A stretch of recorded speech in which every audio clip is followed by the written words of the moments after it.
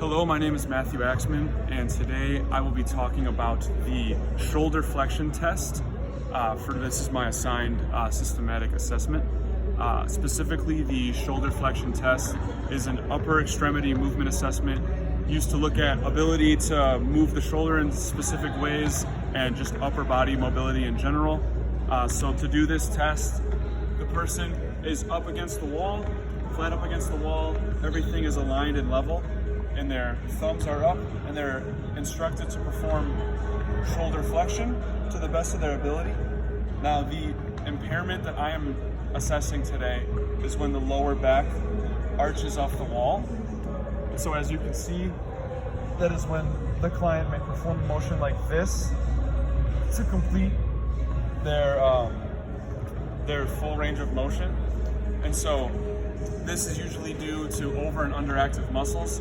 An overactive muscle that could cause this would be the erector spinae, and that's because that muscle is responsible for spinal extension.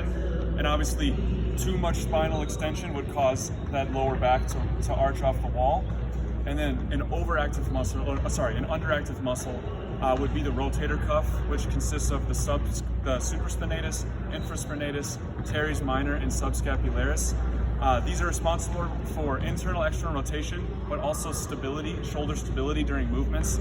So if I'm not able to complete the full range of motion because my shoulder's unstable, I'll have to compensate by arching my back. And so another way you'd see this was through a range of motion test where maybe I'm not able to perform internal and external rotation. I don't have a normal range of motion.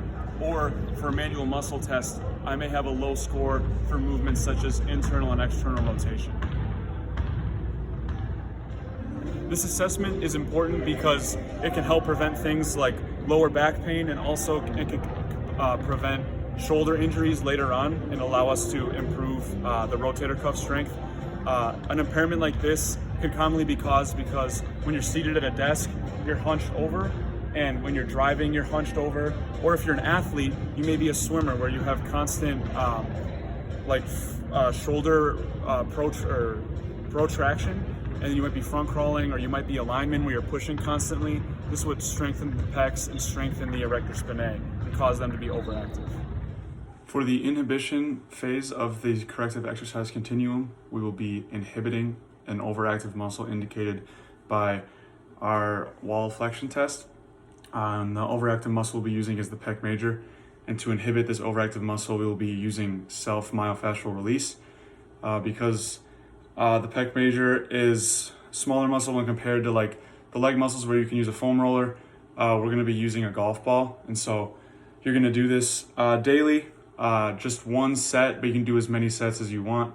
You're going to hold for 30 to 90 seconds depending on the pressure, and some contraindications and precautions are arthritis, fever, sutures, osteoporosis, things like that. And so you're going to look for that area with the ball, and then when you find it, you're going to hold for 30 to 90 seconds to perform that self-myofascial release. Okay, so based on our initial assessment, one of the overactive muscles is the pec major that is causing the lower back to arch off the wall during shoulder flexion. And so the pec major, one of the movements it's responsible for is horizontal adduction. And when a muscle is overactive, it can often get shortened. And because we're assuming it's shortened, we're going to need to lengthen it. And so to lengthen the pec major, we are going to do acute static stretching.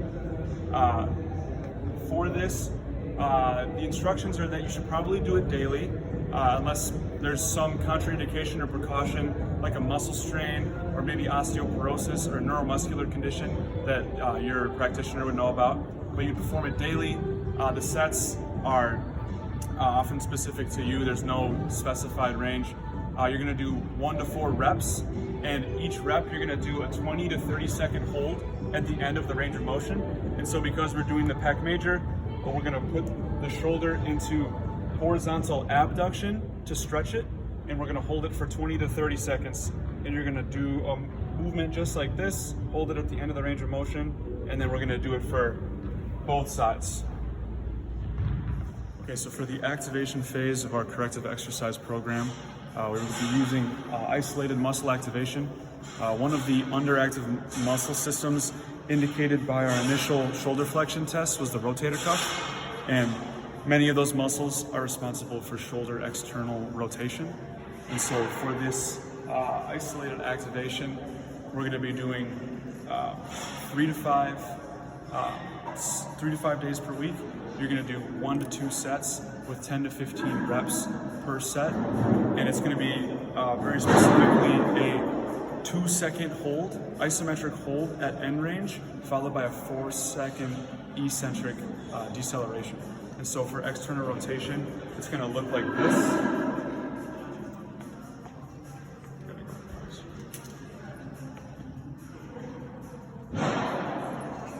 And this is for the left side, and you would do this for the right side as well. So you're going to do a 2-second hold with a 4-second eccentric deceleration.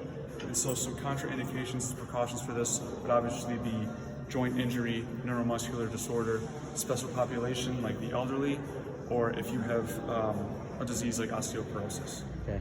All right, so for our last part of our corrective exercise plan, we have the integration step. This is when we utilize more than just the muscles that we are trying to fix or correct. We're trying to get the whole system working together again. And so to do this, we'll be utilizing the push-up exercise. This is something that we can easily progress and regress. And so this exercise utilizes the chest, the back, the shoulders, the core, so it'll be great for the integrative step. The integration technique will be done 3 to 5 times a week in sets of 1 to 3 sets with 10 to 15 reps per set. And our tempo is going to be slow and controlled because we're working on getting some sort of rhythm back with our muscles and getting them working together. And so the exercise is a push-up, so we're going to keep our spine neutral. We're going to go slow and controlled. We're going to go slow and controlled. And then a regression for this, we'll be doing the same exercise but on our knees to ease the resistance. And then a progression for this would be adding some sort of resistance to my back, like a plate. So I would do the same exercise, but with like a 45-pound weight on my back. And so some contraindications and precautions for this would be because we're utilizing the whole body system, an injury in another area, a recent joint replacement, a muscle strain in another area, or if I'm part of a special population like the elderly.